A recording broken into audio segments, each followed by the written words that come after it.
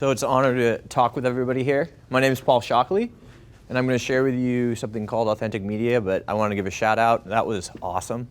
So I'm going to try and do a little justice. So before I talk about Authentic Media, I'd like to give you a background of who I am and kind of where I came from. I think it'll help you understand how I think about culture and media in general. So I'm a local boy, born and raised here in San Diego, and I had a really unique experience growing up. My father was 54 when he had me. My mother was also very old. So I didn't have grandparents or aunts and uncles. I had a sister that was 10 years older. So by the age of 6, I was annoying. And I went to school in La Jolla. I lived in Mission Hills. My mom and dad both worked 7 days a week. And on the weekends, when a lot of kids spend time together, sleepovers, playing sports, I was working at the swap meet. And so I had a childhood where I had a lot of alone time. And as a side note, I had a great childhood. My mom's gonna see this and be like, what are you telling people? That's not why I'm telling you this. So I had a lot of alone time. And that created this kinetic energy in me as a kid. I was riding my bike, I was riding my scooter, I was climbing trees, I was wandering through the forests of Mission Hills. And when I started to think about that as I grew up, I realized I was searching. That's what was going on. That was that driving force. And what I was searching for was connection. I spent a lot of time in my imagination, and I found connection in a really interesting place. It was TV. It was this fantastic box that was cartoons. It was, National Geographic. It was all these incredible things. But one thing it provided to me that was really important was family. If you think about the 90s and the sitcoms, it was Step by Step, Family Matters, The Cosby Show, Fresh Prince of Bel-Air. The connection that I didn't have in the real world, I found through TV. Thanksgiving was always a really hard holiday because I sat at mostly an empty table. So I would scarf my food and run in the back room. And there was always the Thanksgiving specials where everybody would sit around this big table, sharing food and stories. And I always thought that was so incredible. So it shouldn't be a huge surprise that I went to film school because I was fascinated about this technology and this art on how you could create this connection. And I learned all about the science behind how TV and images really impact your brain, mirror neurons and all that magic. And so I started to work on narrative film where actors and directors could pull feelings just out of the air through performance. And then I also worked with a lot of people we did documentaries. And you would have an incredible person telling a story, and you could capture that and then share it with the world, and it would have that impact as if you were standing right there. So I went on to become a filmmaker, and I was pretty good at it. And anytime you do something like this where you get good, you have to do it to a point where you can't do it anymore. So I became an entrepreneur because I was growing and I loved that growth. But more importantly, I found myself standing in an office full of copywriters and designers and editors, and I had the family I never had. It really will inform you on how I look at building business and how I think about my teams, my tribe. Food and drink is my favorite thing because you sit around a table and you connect. And so I'm going to talk to you about authentic media now that you know who I am. I'm a person who is fascinated by connection. And I think that the technology of pictures, moving pictures, is a really fascinating way to connect. So I want to give some context because I want to share a recipe here for how I think everybody here can create authentic media and then use it. So we're in the middle of the great resignation of 2022. A lot of people come out of COVID and they're asking themselves, what am I doing? Why am I pursuing a paycheck and I go home and I'm unhappy? Why? And it's this question that we really need to ask ourselves as leaders of what kind of purpose are we providing the world around us? And it's interesting because right now, a lot of people are asking it. But if you go to Silicon Valley, that wasn't really, that was a question they were starting to address immediately, because high performers, they can get money wherever they go. But it's that purpose and that mission, that higher level, that's gonna really impact the talent that you're gonna be able to attract and retain. So that's why we're talking about this. I'm trying to give you an olive branch to the talent. So I ran a creative firm in my 20s as a CEO, and this is a bohemian culture of creatives. You're in the trenches of creativity trying to create something. I had a lot of my young creatives showing up hungover, sometimes still drunk, stoned, unshowered, dirty, and I would pull them aside and I would say, hey, I need you to wear your corporate camo a little more. Like, I know we're a family here, I know we're open, but you gotta be professional.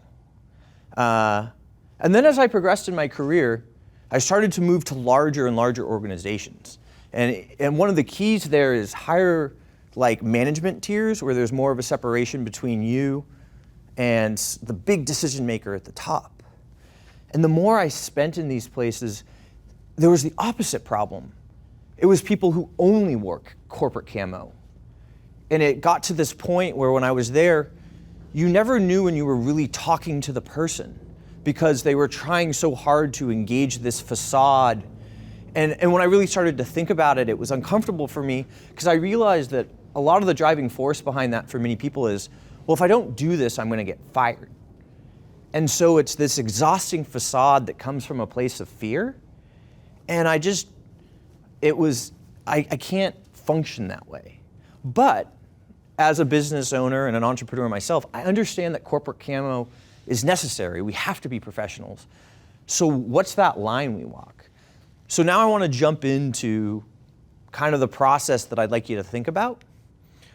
So I believe in human kindness. This is a play on words, but you have to be humankind. So what does that mean? Well, I think people are complex. I think we're imperfect. I think we carry weight that we don't usually share with one another. I think we're made up of successes and failures and families and relationships, and we have so much going on, and that's fine. I don't like corporate camo because I find the relationships I build are in the scary places, the hard places, the vulnerable places, and that's important. I think about when I form a relationship with a friend, one of my true litmus tests is when we have our first fight. And it's not a pretty place, but if I was wearing a facade like corporate camo, I would never make those connections. And again, I'm a connection addict. So I encourage you, if you're trying to build a culture and engage and build real bonds, a tribe that's gonna pursue a mission, you have to embrace human kindness. Okay, first step, human kindness. I'm a huge believer in spaces. I go to the gym to lift. I go to the office to work. I go to the living room to watch TV. I go to the bed to sleep. I think us as leaders, we need to create a space where it's okay to take off our corporate camo. You need to create a space that's both physically and mentally open.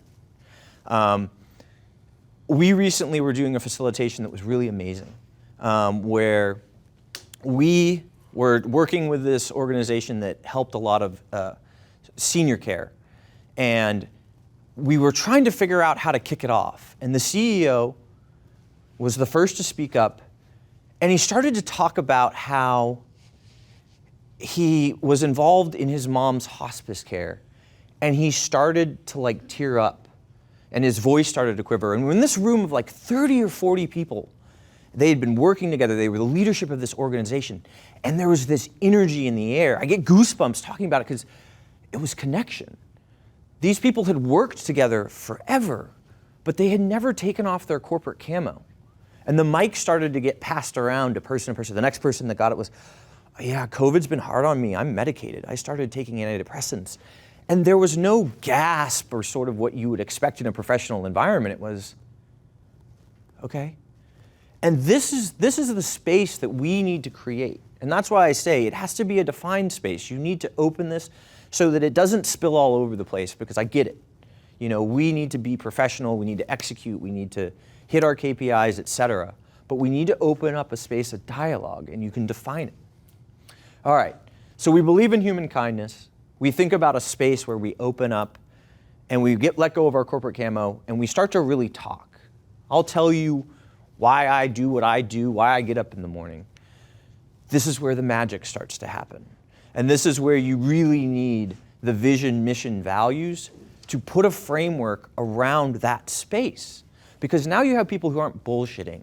They're not worried about getting fired. They're not coming from a place of fear. They're coming from a place of belief. And this is such an incredible time because this is when bonds are built. And it's not just about the leaders stepping up and being vulnerable. It's about everybody becoming vulnerable, sharing their stories and creating a shared North Star. I can't stress that enough. If you want a mission that's going to engage your tribe, they all have to share a part of it. And that's where the aha moments, that's where people attach their stories to the mission of the organization. And then I'm going to come to my favorite part, document it. This is hard. This is exhausting.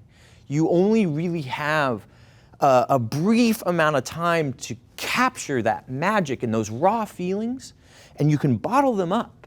I don't care if you write it down or if you record audio. My preference, obviously, is to make video, but you now have this incredible artifact. We call it an artifact.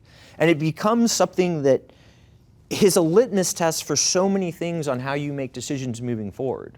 And a lot of people here were asking, okay, well, how do you vet a lot of people that are coming to my organization? Show them the videos. I think one of the amazing things that happens as you do this process and trying to create this, culture changes because people start to see themselves differently.